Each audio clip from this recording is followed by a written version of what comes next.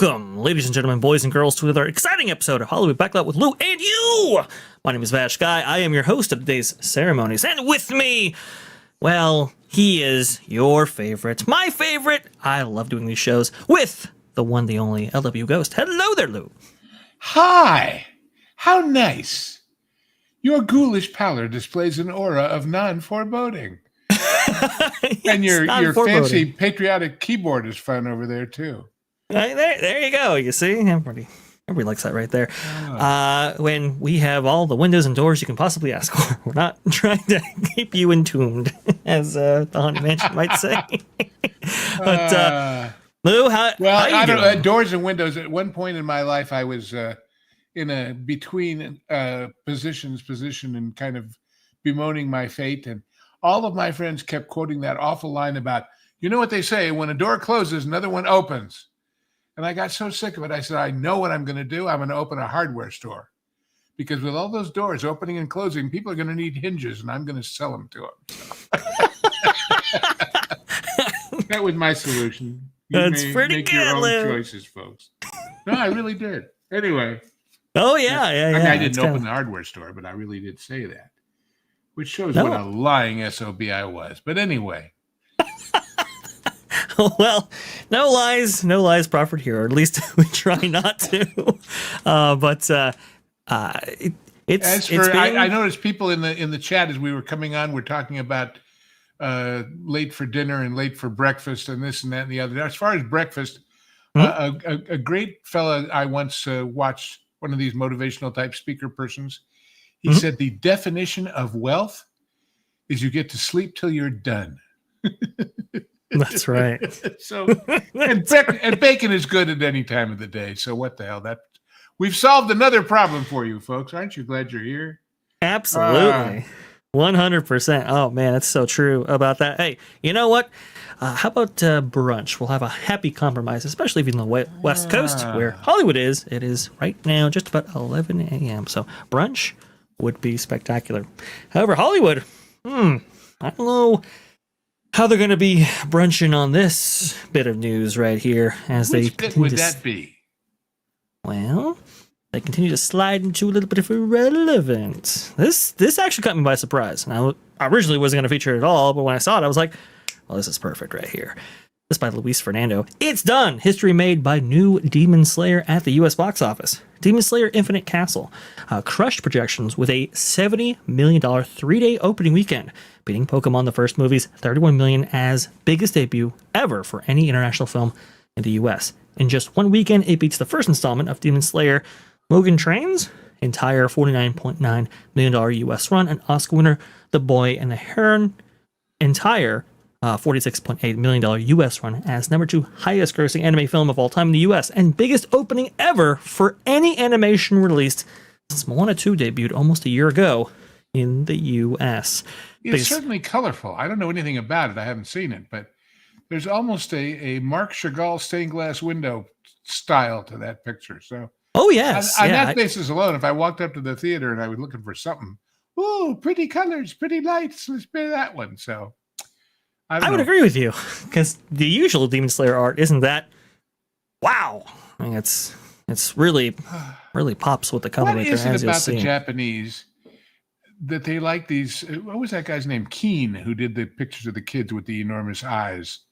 What is that big eye thing that they do? I think is it a subtle reaction to the fact that theirs are more elliptical, or whatever the word is. Naturally, genetically, whatever. I mean, it's like, honest, we're not Japanese. We're white eyes guys, and let's show you by making them in huge proportion to the face. I don't know. I think I've heard before that the Japanese consider the eyes the window to the soul, and for animation, it's definitely important to have as much expression as possible, as Go and Shoki has pointed out in the chat. And I think Pixar made a name for themselves by really refining how their eyes looked, and it's how you could easily connect with those characters early on. Especially, so it's the reverse of the Johnny Quest moving mouth process, I guess. I don't know. Right. So there's a lot of emphasis on the eyes for various reasons. But look, I mean, this is an No, insane. it reminds me. There's a great movie that if any of you haven't seen it, you should. Called Movie. It's like a double feature and shorts all in the same film. Oh, And yes. the first film is a boxing picture, like the old classic ones. And the reason why the guy is going into boxing is to pay for his sister's needed eye operation. And it was written by Larry Gelbart, who wrote MASH and all those other wonderful things. And so it's funny. And he says, you know what they get for an eye? An arm and a leg. Great picture. Great picture. Oh, it's fantastic. You've talked about it before, and I think I've seen a couple of clips from it by now, and it is pretty funny right there for sure. I look at this and I go, wow, this is an extremely impressive accomplishment for animation, for international animation. We've heard K-pop Demon Hunters kind of sweep. I was in an Einstein Bagels, Lou, the other day, and I'm hearing K-pop Demon Hunters on the soundtrack in there. What, there was like 3 of the songs have gotten nominations for Grammys or something, or was something? Somebody said it was the last time a movie got that many songs in the. Maybe it was in the Billboard Top 10. Yeah, last time that happened was Sound of Music or something, you know. So it was like. Yeah, I read that somewhere. I don't remember exactly. Sorry if I'm wrong, but no, that's quite an accomplishment. It's crazy, you know. Initially, when I was looking at the stuff, I was like, "Oh, it's really K-pop. Can you really compare it to Frozen?" I don't know. I remember Frozen. Now it's like, yeah, I think I can. Well, apparently these actually have a movie with characters and a story attached that's worth a damn. I know I'm in the minority, but I always thought Frozen was a hit song in search of a movie. Because the movie left me cold, you should pardon the expression. But the song was good, so anyway. That's a good point. The big eyes never bothered me anyway. Let's just put it that way. Well, it was crazy. I know there was a lot of hype in Japan. I didn't know how that would translate to the international market, but apparently it has in a big way. Wait. Go back. Can you go back one picture? Oh yes, absolutely. Give me 1 second. Attention, Hollywood, Marvel, all you people.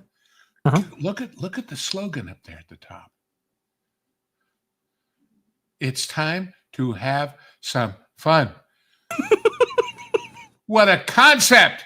Not to be lectured to, not to be preached at, not to be told how inadequate and inferior you are, not to be told how you must look at 43 movies to figure out how this one works and do homework and for that matter, in going to a theme park, not that you must keep your nose in your telephone, but it's time to have some fun.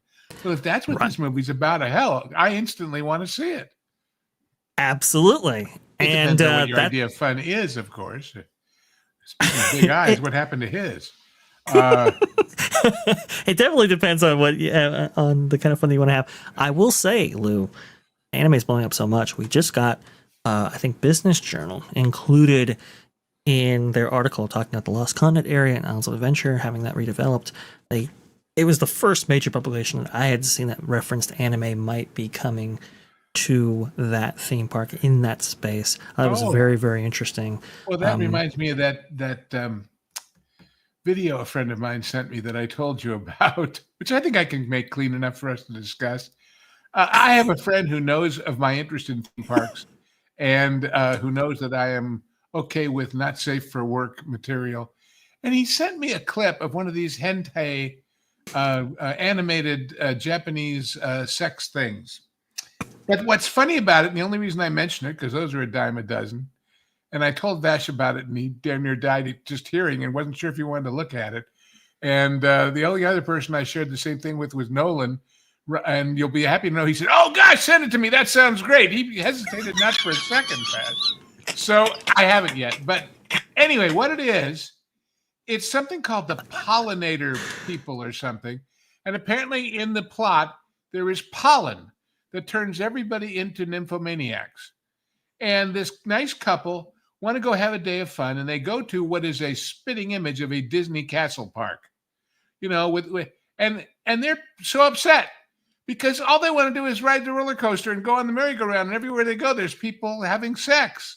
And it's like, why don't they get out of our way so we can just have a decent time? And it's pretty damn funny. But anyway, it's an outrageous concept, but it's just, they have a sense of humor over there in spite of some of the stuff you see that looks so grim and angry like that. But yeah. Anyway, It's it really is. It really is something. Go and show you in the chat. It already sounds like a better plot than anything I've seen the last 10 years. Yeah, well, certainly, yeah. But anyway. You see, in the real world, people don't have sex in theme parks. They just poop on the ground and have fights. So I'll take fantasy over that any day of the week. But again, it's the attitude of the primary couple. Why won't they get out of our way and let us ride the merry-go-round without all these people? And they're just, they're so upset because their day's been ruined everywhere they go. Well, maybe we can ride the merry-go-round. Nobody will be doing it there. Want to bet? And by the way, It's an all-white horse merry-go-round, so we know where they got that idea. But there is a Disney-esque castle in the middle of this park that just, they weren't just guessing. They were using a model from real life. Let's put it that way.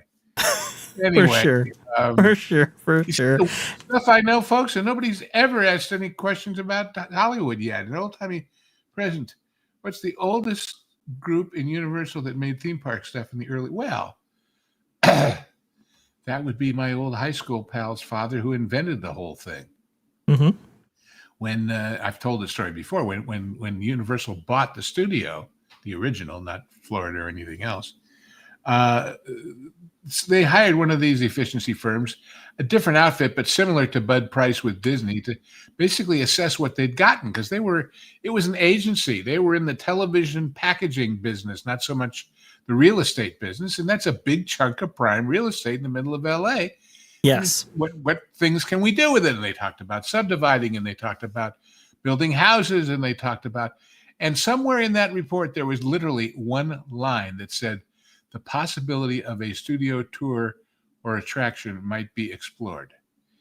And this friend of mine from high school's father, who was a lawyer at MCA at the time, ran with it and brought it back to them and said, well, what if we did this? And of course, there was a certain amount of history, because in the old original Carl Laemmle days, in the silent days, he used to charge people a nickel or something, and they'd come sit on bleachers and watch the movie being made and get a box lunch, because in those days, their sound didn't matter. But anyway, that's where it all came from. And so, I guess it was all the tram and the couple of shops and place to eat at the tram stop up at the top, and then it expanded. And then the idea, I remember when they put in a thing called Prop Plaza, where about halfway through the tram tour on the hillside, you got off the tram and had to walk down, not very far, but through a whole little village of, big set pieces of cars from movies and things like that. And there was a snack stand and a shop. And at the bottom, you got on the tram again and continued your tour. But it was a way to cash in the middle of the tour, and the whole Ride the Movies thing was born. But the oldest group in Universal, golly, I'm trying to think, because I was there in those days. Right. The movies, they used to stop and they took you through what was supposed to be, I think it was Lucille Ball's bungalow dressing room, and they drove you through the prop warehouse, and they, and then they started adding physical things like the collapsing bridge and the shark from Jaws and a runaway train.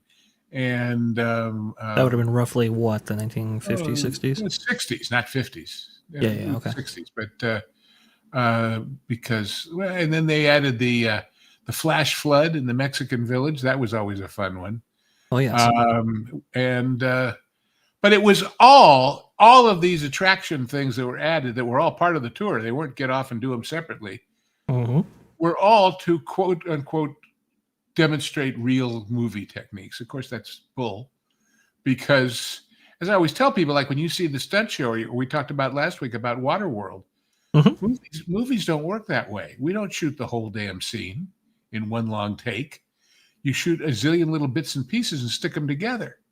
So that idea that there was a whole fight and this guy falls off the thing and this guy gets up and punches the other guy and the girl falls in the pool, and that isn't how movies happen. In the real world, they're shot in lots of bits and pieces, and you're relighting and remiking and everything between. So only at studio tours trying to show you what it's like, whether it's the Indiana Jones thing or Waterworld or just a stunt show. That's the only place that happens, except in rare occasions on television shows. I remember being on the set one time at Family Matters, where it was that thing where Urkel had that gizmo where if you had a piece of somebody's hair, you could take their DNA and it turned him into them. And he and his girlfriend had been bullied by a bunch of guys at a waterfront bar. And he goes home and puts a piece he has of Bruce Lee's hair in the machine, and it transforms him into Bruce Lee. Well, they put together this 6-minute, 7-minute sequence of him beating up this whole gang of bad guys, and it was all shot straight through, one take. And there was only 2 little pieces where they substituted a stuntman for him in ways that you couldn't see because they had, trampolines and things behind sets.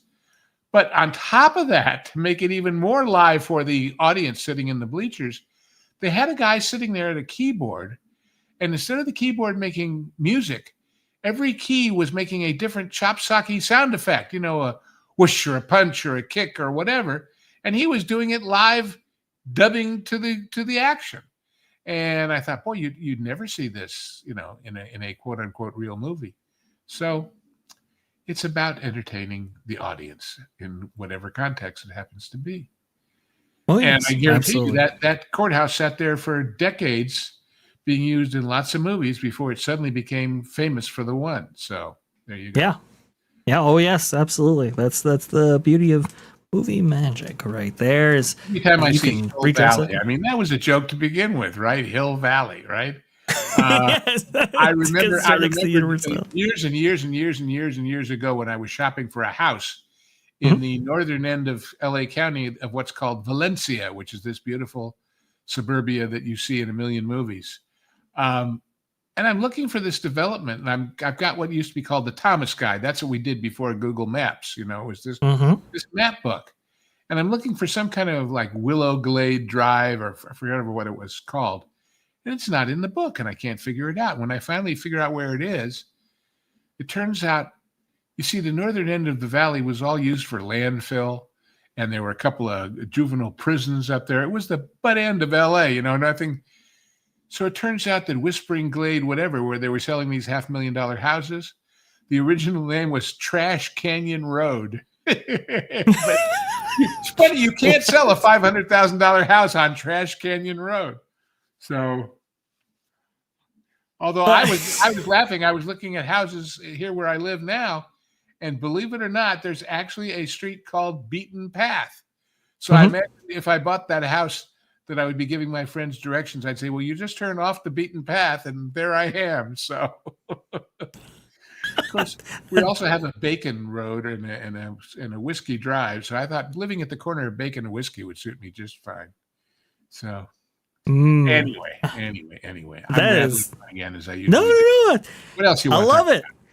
No, I love it. And Eric Stratton, thank you so much for the 777. I just want to read this off for our viewers at home who might be listening. I'm making an old-timey present for a friend at Universal Creative. What is the oldest group in Universal that made theme park stuff in the earliest days? And as you heard there from Lou, I mean, it's not the tram. It really is. Yeah.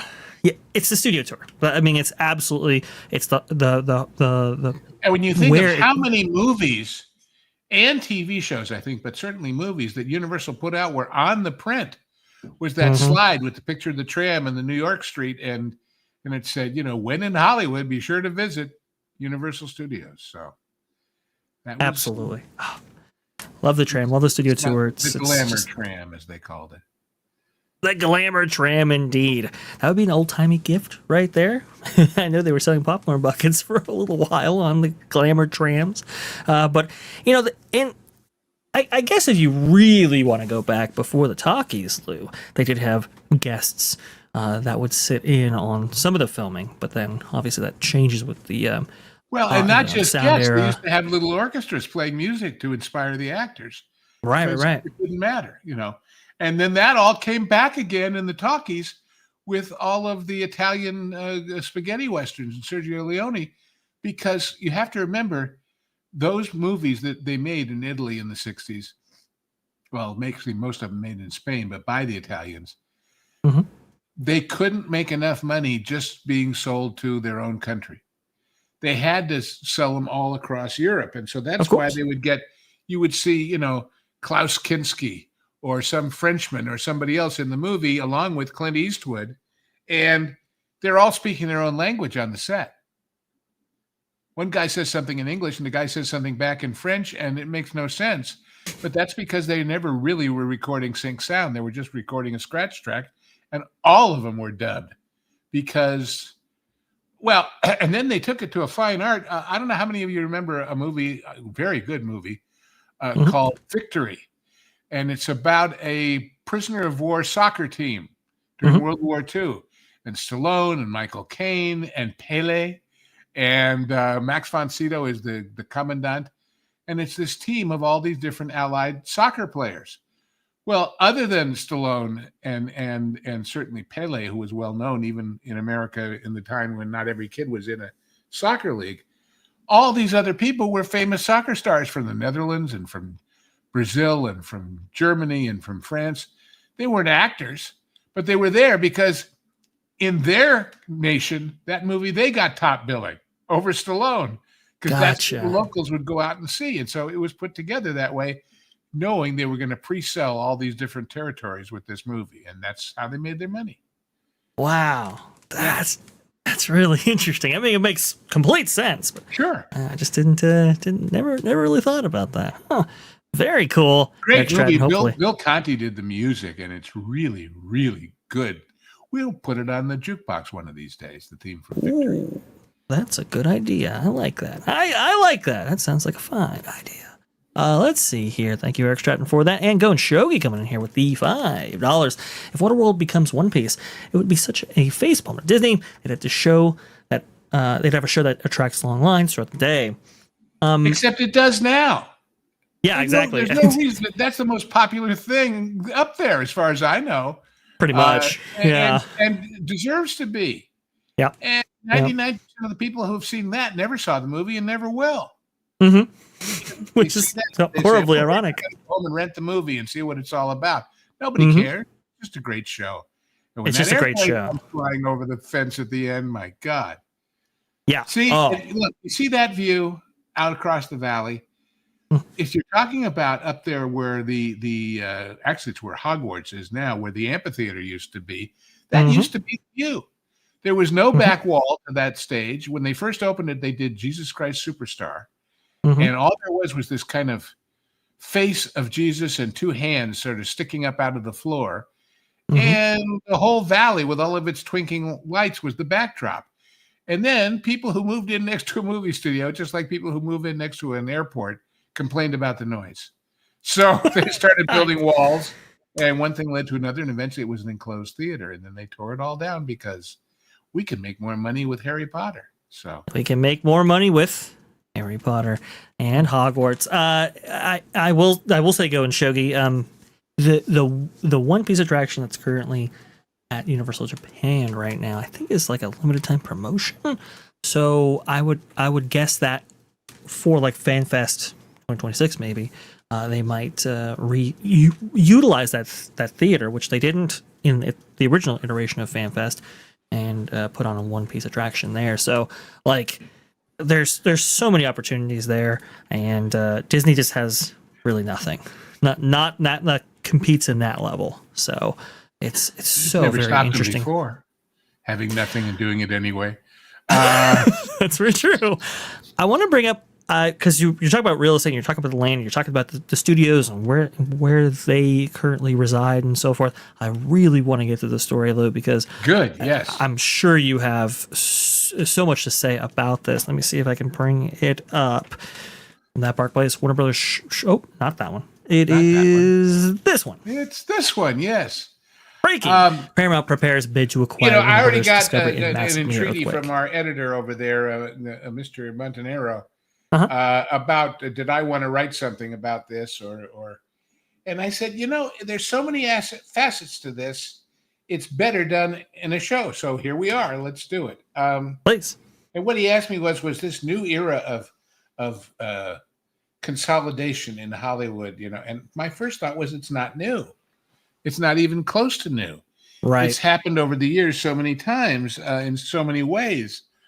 But wow, are there a lot of regulatory barriers to this happening? I mean, think about it for a minute. Not just FCC issues about stations and broadcast monopolies and all that happen, but strictly monopoly stuff in general. But people say, "Oh, it's a whole new world where they're consolidating." Well, what was it when Disney bought Fox? What was it when? What about MGM? Sony and MGM, and yeah, exactly. And before that, even when Turner bought the whole Warner Brothers catalog before 1950, and it wasn't Warner Brothers' anymore; their own movies. Yeah. This whole business of selling bits and pieces to other people, it's not new. It's not new. But again, I think, look, if it wasn't these guys who are obviously very serious, I would say there's some ploy involved in this, and it's not really because it seems so difficult a thing to get through the regulatory hurdles. It is more likely that they could buy a franchise of one kind or another, whether it's Harry Potter but why would they sell it? And how much money would it take to make it worthwhile? I mean, on the good side, let's say you're Warner Brothers, who is, as we know, deep in debt, like everybody is. And they say, if we got enough for this, we could wipe out all the debt. And that would be good. But the question then would be, and then what? What have we got left if we've sold all of this? Yeah. So, like Harry Potter, when those films came out on an annual basis back in the day, they were $1 billion films, each one. And so it's like, okay, well, if you're talking about just the box office gross that has come in for Harry Potter so far, you're talking like what, almost a $10 billion franchise or something like that. I mean, do you pay that much or more for something for an asset like that just by itself? Well, I can understand wanting to merge, but the obvious point is, if whatever the number is that they'd be offering, if you took that same amount of money and made 10 completely separate from each other, completely new, completely creative IPs, what are your odds of having one of them hit? And now you've got a whole brand new one of your own that costs you relatively nothing compared to buying one that already exists. Interesting. So, in other words, if you say do the buying instead of the creating, shows a certain lack of faith in your own creative abilities, doesn't it? That's an interesting point. I never really thought about it that way. I suppose I just look at these as this asset right here. And look, Lou, I mean, there were politicians that were crying wolf over Warner Brothers and Discovery getting together. Now you want to create an ultra entity from one that had just merged with Paramount-Skydance. I don't know how that commingles together in that way. And that's kind of why I wanted to bring this up, because to me, the natural fit, or at least from a theme park perspective, this might be completely different from the studio's perspective, but from a theme park perspective, Comcast and Warner Brothers, look like the better fit.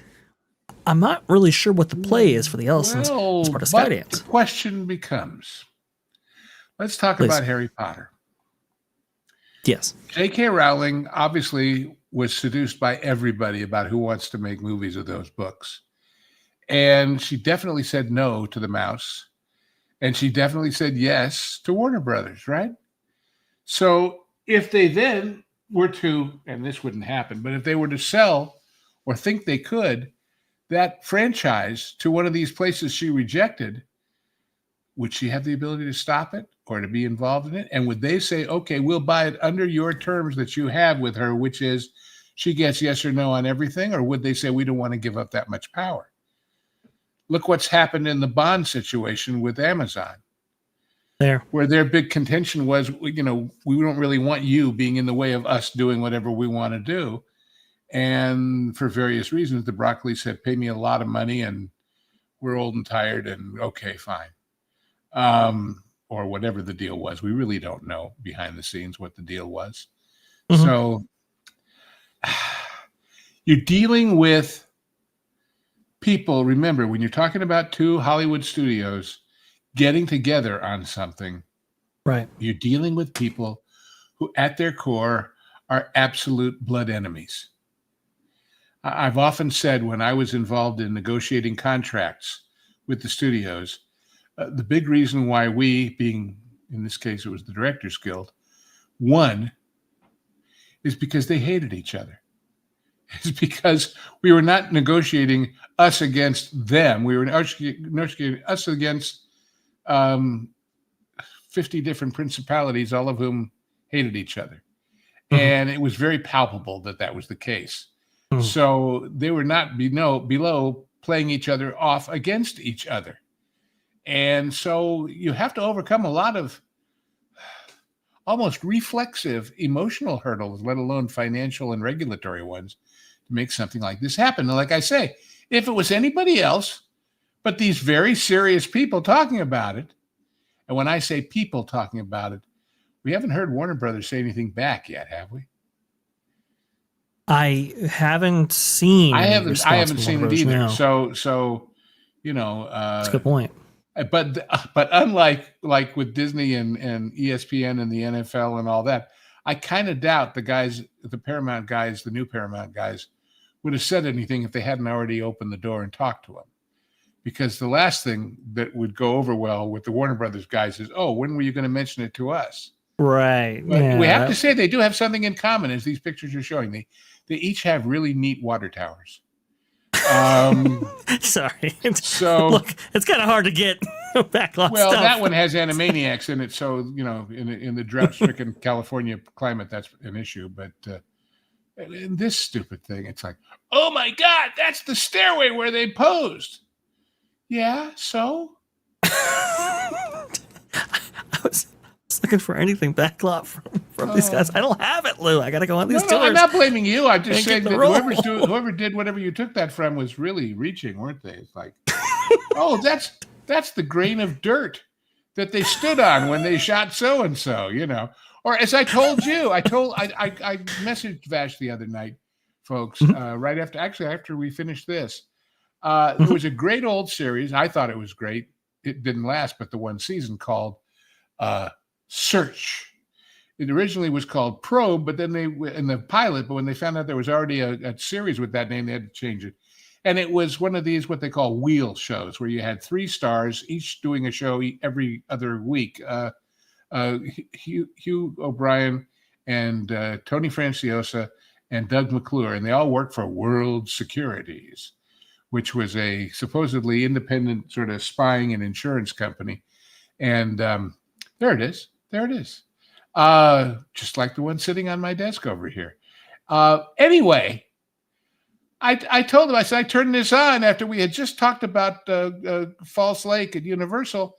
And the first episode, it's taking place in Washington, D.C., and a car is crashed into the Potomac River. No, it didn't. It was Falls Lake. And then 2 episodes later, they're going into a secret cave in Pakistan someplace. No, it isn't. It's the Bat Cave. It's Bronson Canyon. And as I said to him, I said, I'm in a way, although I missed the joys of having little ones, I married into my wonderful expanded family when they were all in their late teens. I said, I would have driven them crazy, because when I watch any television show or any movie, not just with sets on backlots, but just street corners. Oh, that's Kester and Ventura Boulevard. I used to go to a restaurant down there. I just know where all these places are. Not because I was in the movies, but because I lived there, you know. There it is, the other water tower. Anyway, so the thing is that all of this stuff is so interchangeable, you know. I mean, like shows like, let's say, Kojak, for example. They would go to New York at the beginning of the season for about 2.5, 3 weeks and shoot enough. By the way, there's B-Tank in the background. You see the guard gate? See that plain kind of sky-colored wall? Well, that's B-Tank. Anyway, where we talked about things splashing and Westworld and Waterworld and Wet World and every other kind of world. But anyway, yeah, the whales. It's good for you. It's good for the whales. It's good for B-Tank. And the Klingon bird of prey and all the rest of that stuff. Yep.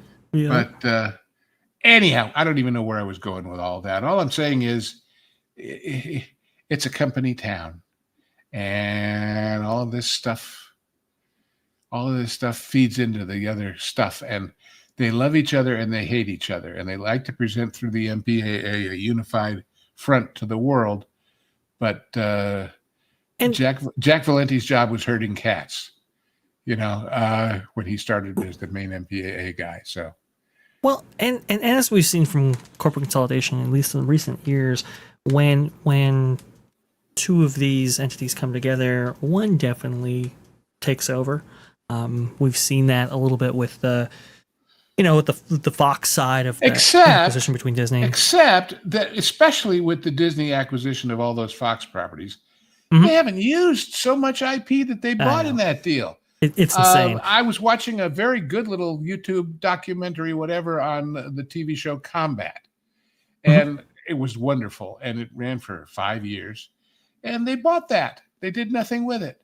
They bought Lost in Space. They did nothing with it. They bought Voyage to the Bottom of the Sea. They did nothing with it.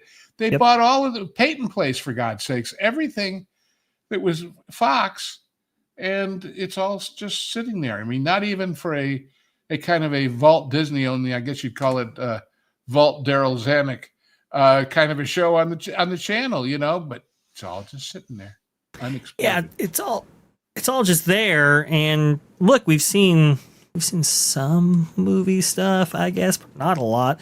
I know that the television guys have kind of taken over a lot of like Disney Plus and so forth, and the streaming side of things, and I think the quality is improving, at least outside of the like mainstay franchises like Star Wars, Marvel that we talk about all the time. There is some movement there, but by the way, freeze that. Whoops, go back. Well, that one's okay too. If you look in the dead center where you see that park, and then you look just to the right, that building with the columns. Yes. And imagine a certain Cape Crusader and his Boy Wonder sidekick running up the steps. That's City Hall at Gotham City. There you go. Okay. Perfect. So there you go. There's so much stuff. I don't know. I just worry because, and look, you look at Searchlight Pictures and Fox used to put out all kinds of stuff like Bohemian Rhapsody, for example. They haven't done almost anything since being acquired by Disney. And I don't know. I get a little worried when you have a big studio like Warner Brothers and we know it's creative output. I mean, just this year alone, folks, we've had 7 films earn over $40 million at the box office. Let me see if I can bring that up right here to show you just the content output from this amazing studio. And it looks like it's working. Their smart investments are being made right there.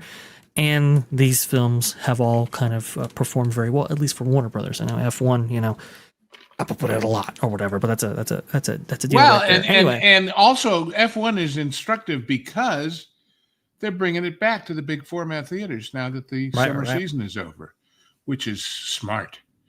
Very smart. When we looked at all these movies bumping each other out of those venues and said they got to figure this out, they will.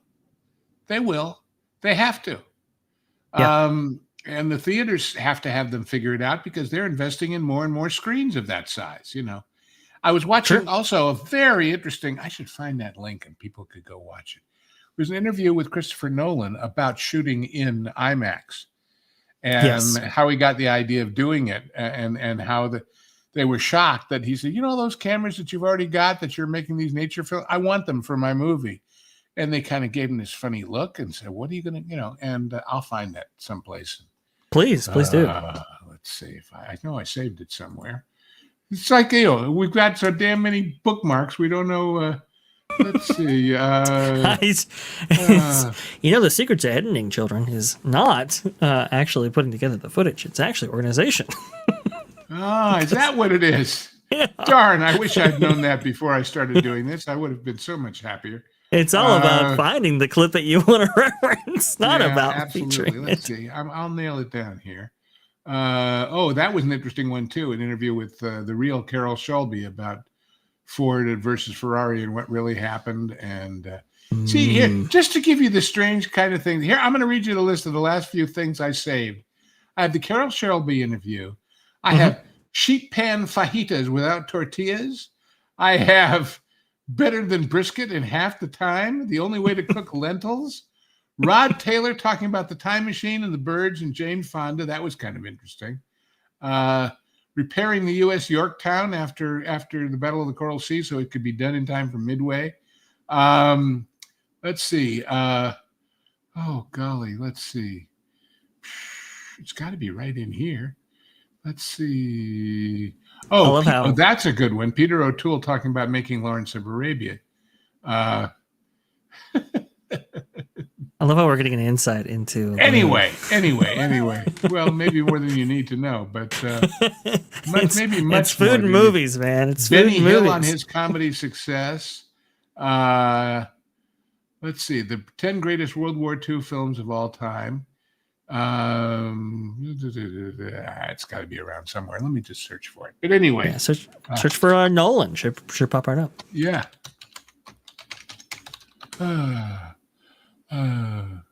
This is the one. Okay, hang on. Yeah. It's with an outfit called BFI, the British Film Institute. Although here I'll give it to you over there on the sidebar, and you can tell the folks about it. But it's a pretty damned interesting interview, and it really gives you an insight into this guy. There you go. Absolutely. Let's go ahead and we probably can't play it because, man, so many things. No, we can't play it, but we can tell people how to go play with themselves.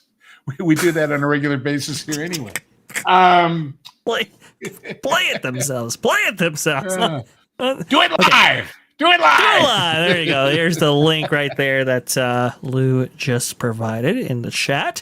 Definitely check that out because I know I'm going to check that out because I think it's incredibly fascinating. Now look at who made this chart. This was Hollywood Reporter. This is actually a couple of weeks old. let us apply the LEW'S obsessive grammar Nazi test to this.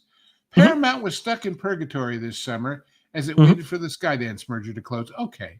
Well, Sony simply couldn't find its groove without a tent pole to unfurl. Class, Bueller, anybody? Do you unfurl the pole, or do you unfurl the tent, or do you unfurl the flag? Talk about twisted metaphors. How do you unfurl a pole? Yeah. But they thought it was clever when they wrote it, and by God, it went out there because no editors. I think they were talking about the tent, not the pole. But it's the pole. It's the pole. Tent. You hoist a tent. You erect a tent. You pup a tent, but you don't unfurl a tent. But you do unfurl a flag, and a flag goes on a pole, and a tent has a pole, and so hey, close enough. Temple to unleash, maybe. I don't know. Anyway. This a couple weeks old, and as Luis Fernando points out, Warner Brothers has taken the top spot. And the most notable thing about this chart and why I bring it up, even though it's a little bit out of date, is you see the number of films released. That's a big deal to overtake the Mouse House with less films. And Lou, as well as I do, they did it with less money per picture. That's a significant thing right there. And so I don't want to lose that. I don't want to lose that momentum. I don't want to lose these amazing films from being released on this regular cadence through Warner Brothers, like we've had with the Fox merger and Searchlight and so forth. The other thing, too, is we talk about real estate. This is Universal Studios Hollywood, as it seemed from the air. We've shown this a lot right here, but you can see there's the kind of the Hollywood Hills off to your right, roughly. You can see the golf course up top. But if you scroll over, that's Warner Brothers right there. Yep. And so a lot of people have advocated for Comcast doing something with Warner Brothers so that you can take your theme park properties, expand them out. Well, let's put it this as much way. As you want, and then that becomes your main studio. If you suddenly had free access to all of those sound stages, you wouldn't feel so bad about tearing some of these down to add more theme park, would you? Right. Exactly. It's like now you could just expand. But that's Universal. We're talking Paramount. Now go down and look at how small Paramount is. Right. So Paramount is roughly over the river and through the woods to over the river through the woods. Yeah. There you go. Because there's the cemetery. Go down right. You'll see the green. Zoom out. Mm-hmm. See the cemetery? Yeah. Yep. Right there. Is that that's right? It. Yeah. That's it. And remember that this left-hand corner was once RKO and then Desilu. So there's B-Tank, by the way. The big and there it is. Blue sky. Paramount has one of the smallest backlots, I believe, now. Oh, absolutely. But the question is whether a backlot is a big deal anymore, too. So yeah. So let's imagine a world in which this deal goes through. Okay, by the grace of, I guess, Trump.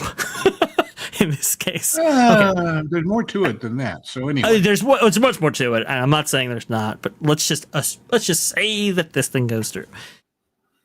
Do we lose the Paramount backlot? Because I think we do, right? You don't need all this backlot real estate in Southern California. No, go ahead, please. The problem is it's prime real estate in a lousy neighborhood. If you see what I mean.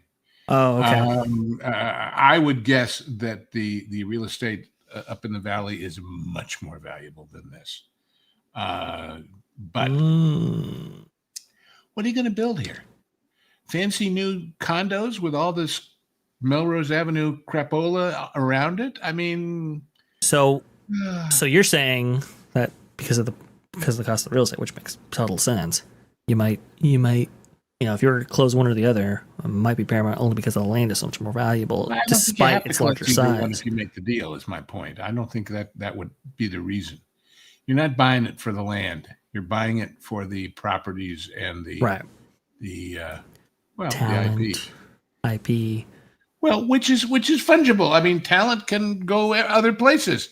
He said about Imagineers making Epic Universe. That's true. That's true. So talent goes where it is wanted. Right. And wanted means pay me money, give me good working conditions, and treat me like a human being. Not necessarily in that order. Yeah.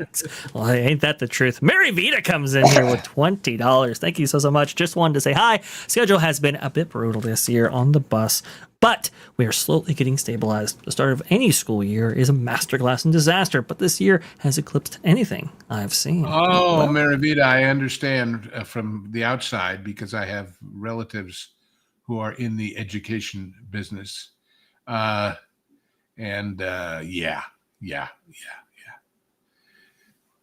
That's tough. That is really rough. Thank you so much for joining us, and we hope we provide an interesting respite from the stresses of that situation. Absolutely, Mary Vita. Thank you so much. We always love you.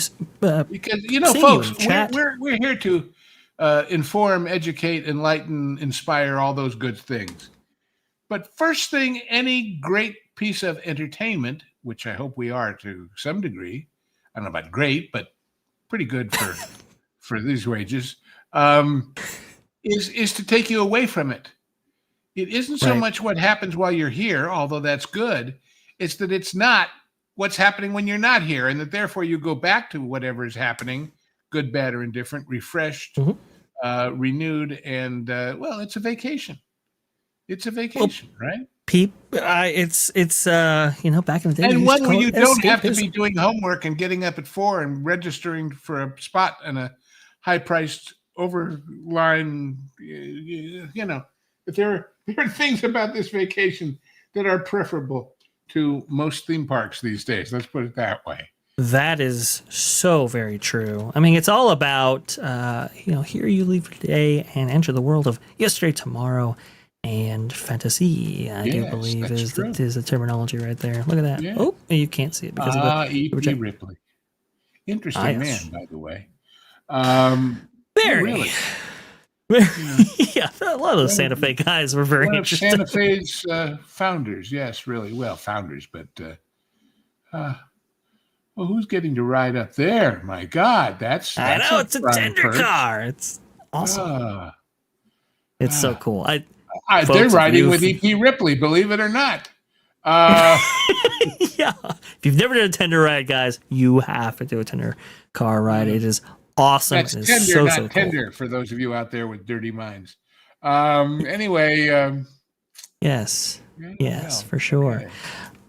okay. There is one more thing I want to go over with you, Lou, before saying goodbye to our friends. And we also have a jukebox to go over. Golly, time flies when you're having fun. I know. Mary Vita with the friends here with the $10. I also have some sad news. My friend's dad got an infection due to the paralysis. It was too much, and he passed last Sunday. Dear. My friend asked me to thank everyone for all their support and prayers. Well, I am so sorry to hear that, Mary Vita. That is really not good. But Well, there was this wonderful pastor here out in Southern California, in Garden Grove, Robert Schuler, who had what was called the Crystal Cathedral. Actually, it's still called that, and it's still there. And they used to do nativity with horses and camels and whatever, and just down the road from Disneyland. And he was being interviewed on the radio, I remember, years ago, and he was always a very positive, upbeat guy. And the interviewer asked him, "But you're always so cheerful, and what about death?" And he just smiled and said, "Oh, that's the last thing I want to do." And I think that's a pretty good philosophy to have. I really do. It comes for us all, although one hopes without too much suffering and pain for those who remain. So, and there's been too damn much of that in the world, and we haven't discussed it on purpose because we wanted to spare you from some of it. But don't think we're passing through it so freely. And if you'd like to see my commentary on a little bit of that, if you go to That Park Place website, and if you're a VIP member, you can read my latest editorial, my luditorial, as I call it, without lewd really being intended to be part of it. And it's called The Bubble People. And if you go read it, you'll know what I'm talking about. And I'll leave it there. Absolutely. Anyhow, we have something else. Oh, that's something, Maravita comes in here. Well, you know what, Maravita, we appreciate that, and we appreciate your support and your adulation. And I don't know if we're the best or the worst. I do know we're I always, when I think about this group, I always think of one of my favorite moments at the end of the Star Trek whale movie, as I always call it, when Sarek says, "I seem to remember us not wanting you to be in Starfleet, and maybe we made an error." He says, "Your friends are people of good character." And Spock says, "Well, they're my friends." It's like, and right. Nobody's here because we're disgruntled or putting up with all of these other people. When we show you, we have various views and various fixations and obsessions, and they are not all shared. The gaming guys are great, but I still play Civilization 4. That's about as far into gaming as I care to go. But they tolerate me. We're not all on the same wavelength, but we're all good people of good character who have good motives. And if we weren't, hell, I wouldn't be here. Yeah, I agree with you. Life is too short to hang out with morons. You can quote me on that. So thank you very much. For those listening, Maravita comes in with $10. The pro community is the best on the interwebs. For the panel to the chat, we have the best people in the world. I do think that the people in the chat and the people in our comment section, I think they're really top notch. We get some trolls as any other channel that has a following does, but I think it's absolutely fantastic. Really high IQ people, really people that are really tuned in, who are interested in the culture, and it's just phenomenal. And hopefully we can provide a little respite for you, Maravita, and maybe those who watch us in your sphere for just a brief while. And we take real pleasure in doing that, and it's a real service. So thank you so much for watching us, and thank you for your continued patronage. It really is much appreciated. Thank you. Man, it's just been real tough, Lou. But you know who it's been tough with as well? Well, unfortunately, the Walt Disney Company. Disney busted for copyright infringement again, as court rules the Mouse House stole tech Beauty and the Beast. Interesting story. In a stunning turn of events, the Walt Disney Company has once again been found guilty of copyright infringement after a federal appeals court reversed a prior ruling that had cleared the entertainment giant. The Ninth Circuit Court of Appeals reinstated the original jury verdict, declaring that Disney bears responsibility for using stolen technology in one of its blockbuster films. The case centers on MOVA Contour, a groundbreaking motion capture system owned by Reardon LLC. The technology was designed to flawlessly transfer human performances into computer-generated characters. According to Reardon, Disney used MOVA Contour in its 2017 live-action remake Beauty and the Beast without permission. Oh boy. And then it gets into the nitty-gritty here. Lou, in a rapidly changing world. Yeah, but see what you have to remember when you see something like this, it didn't happen by accident. It wasn't, oops, we used something we shouldn't have. It was, well, let's try it and see if we can get away with it. That is not a question of technology or copyright or law. It's a question of ethics. It's a question of, from the very top, the old thing about, can I do it till I need glasses? Don't do that, you'll go blind. Well, how much can I do before you'll catch me? I remember I used to have a friend in what is known as network marketing, Amway and all those other things that sell things through things that sell things through things. And this guy used to give speeches about it. And he said that he always, lots of people would ask, well, isn't this just a pyramid scheme? Isn't it a Ponzi scheme? And he got tired of explaining why he thought it wasn't. And he said, yes, it is. But we've made a deal with the Attorney General's office that we can do it for about 4 years before we have to shut down. He was joking. He said, after the meeting, a guy who identified as a lawyer came up and said, how many years did you say we can get away with it? Well. So look at these people standing on rocks and green screens, and aren't we swell? Put a shirt on, lady. Anyway, honest to God, you look at that and you think, oh, they used motion capture for the people. If I were looking to save money, wouldn't I do the sets that way instead on one of these ultimate green screen surround you theaters that they have now to shoot that Star Trek, the volume, World, and all these other things use? It's just, anyway. It's, this movie made a lot of money, and I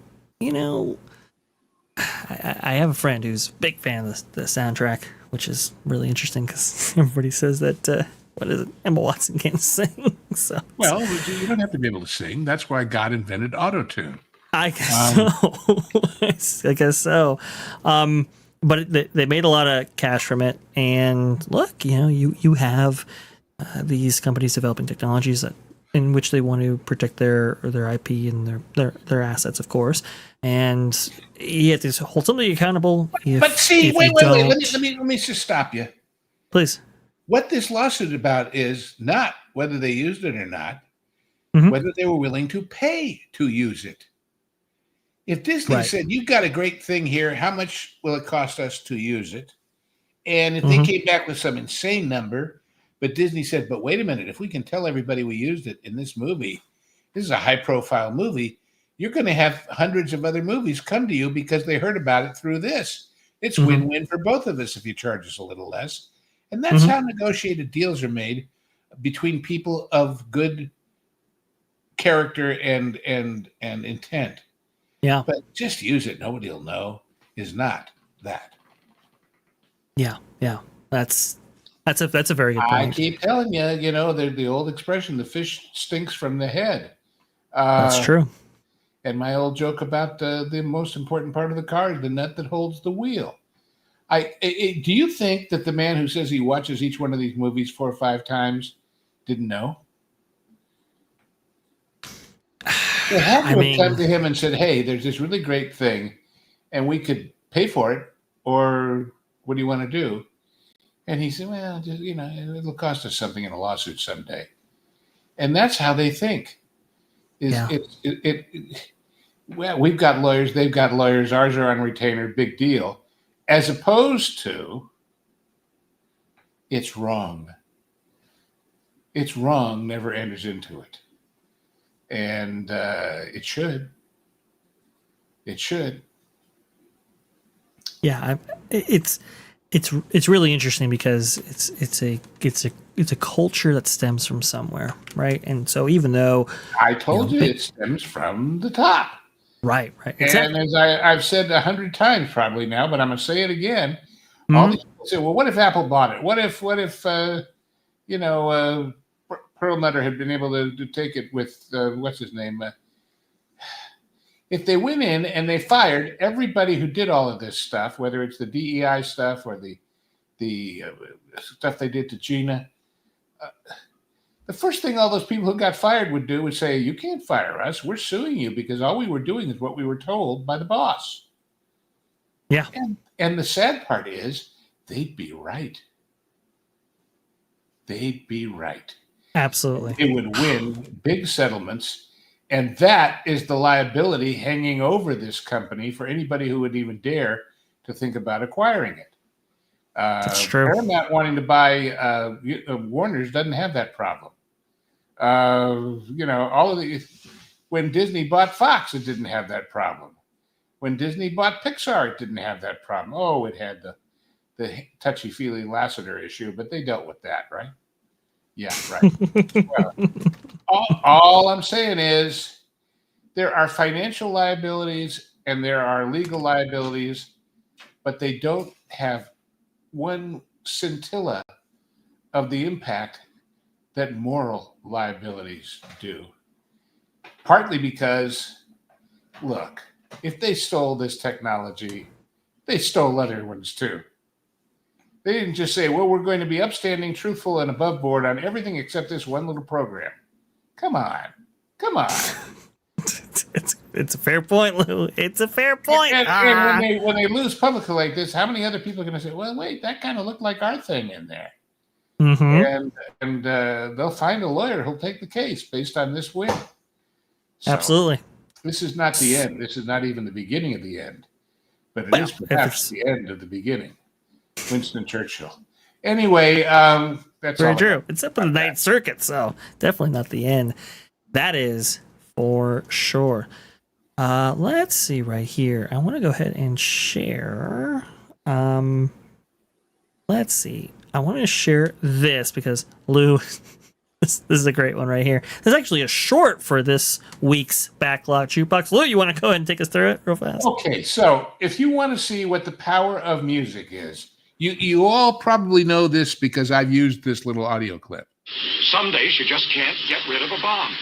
Which is from the Batman feature film that was made between seasons and shows Batman running around this pier comically with this old-fashioned Warner Brothers cartoon bowling ball bomb with a fuse going. And he's trying to just get rid of it. And everywhere he goes, there's nuns and there's Salvation Army and there's ducks in the water. And he gets very frustrated, and it's hilariously funny. But now take Hans Zimmer's Dark Knight music and score it to it and watch what happens. And I saw this and I just died. I thought I got to share this with everybody. So, folks, if you want a chuckle, turn your speakers up and see what happens. Funny that I hadn't thought about it, but I put the link to that Nolan thing, and here's the Dark Knight again in a different way. But anyway, it just goes to, you want to see how important the right music is to a movie, and you want to wonder how come some of these movies, which one was it that we put up two separate soundtracks that were made for it, one by Mancini and one by somebody else. And, right, I believe, was it an Alfred Hitchcock film? I think it was it Frenzy or was it, anyway, It matters is my point, and the point of this video. It matters a lot, and I think you'll be absolutely.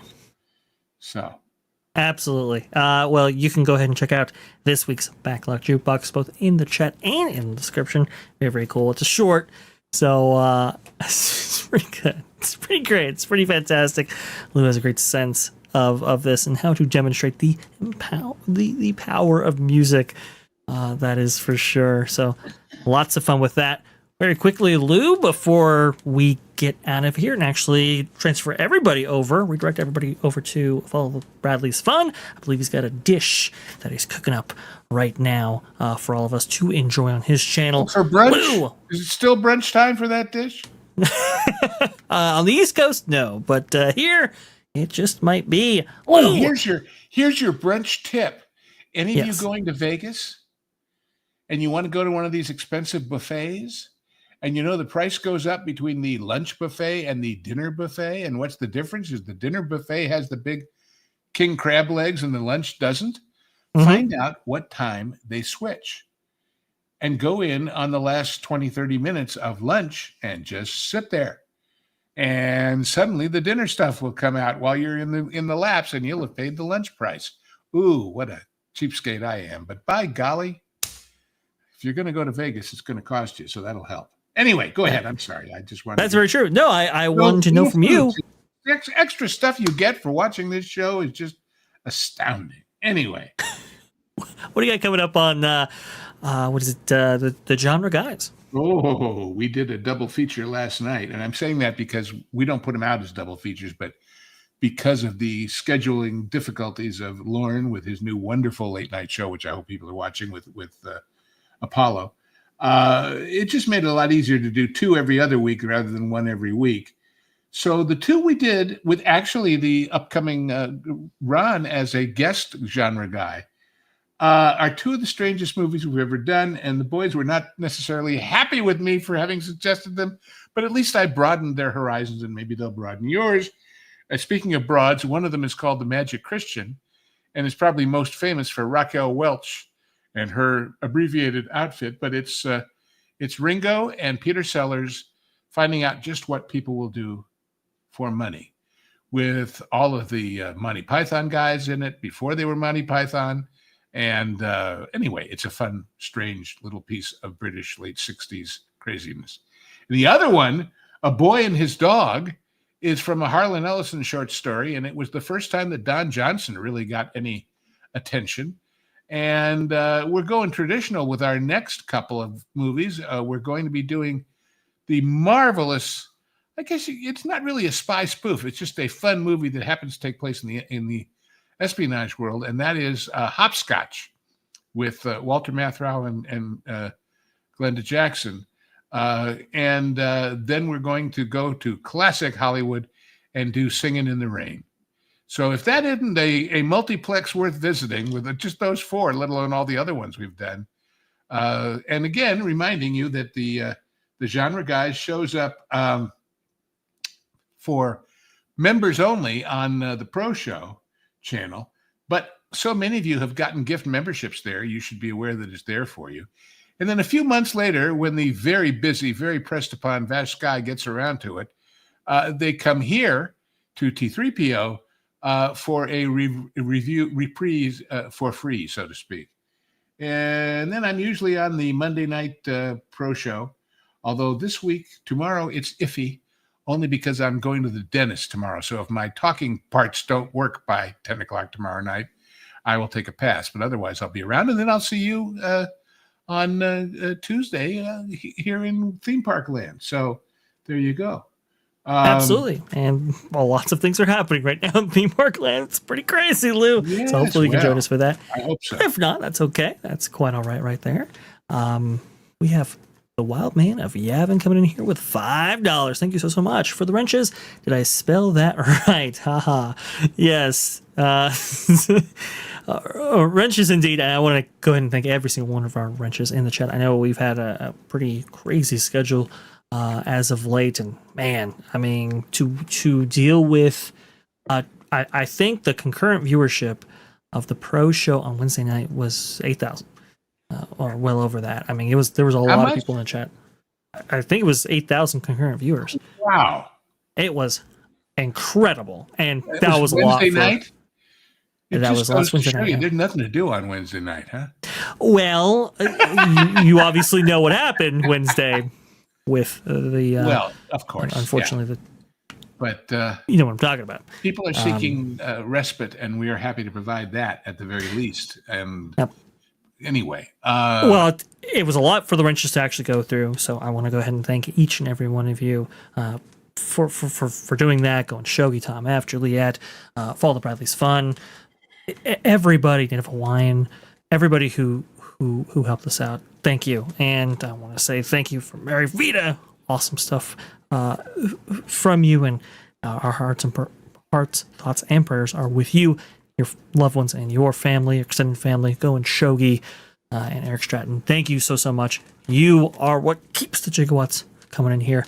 Lou, I believe that just about concludes another fantastic episode of Hollywood Backlot with Lou and you. And there is a rumor we'll be doing this again a week from now. Absolutely. And if you send in a question, we might answer it. So there's the email address to send in said questions down there at the bottom of your screen. T3ponline@yahoo.com is where you can go ahead and send us your questions right there. And if you want to go ahead and find me, you can go ahead and do that at that Park Place or the WW Pro channel with the Pro Show. If you haven't liked the video yet, go ahead and like it. What are you guys doing right there? Make sure you subscribe to that Pod Place. We do some amazing stuff around here, as Lou brilliantly pointed out. And let's get you on over to, what is it, Ron from doing his. I hear dish? there's a dish cooking over there that might be suitable for a late brunch. Absolutely. Follow the Bradleys. If you hang around for a few minutes, you'll get the crab legs out for dinner too. So, ooh, that. And do go watch that jukebox thing. It'll just tickle the cockles of your heart, which he might be serving for the dish too. I don't know. Anyway, let's go ahead and get on over there right now. Thanks, guys. Thank you, everybody, for watching. We'll see you next week on the Backlot. Take care.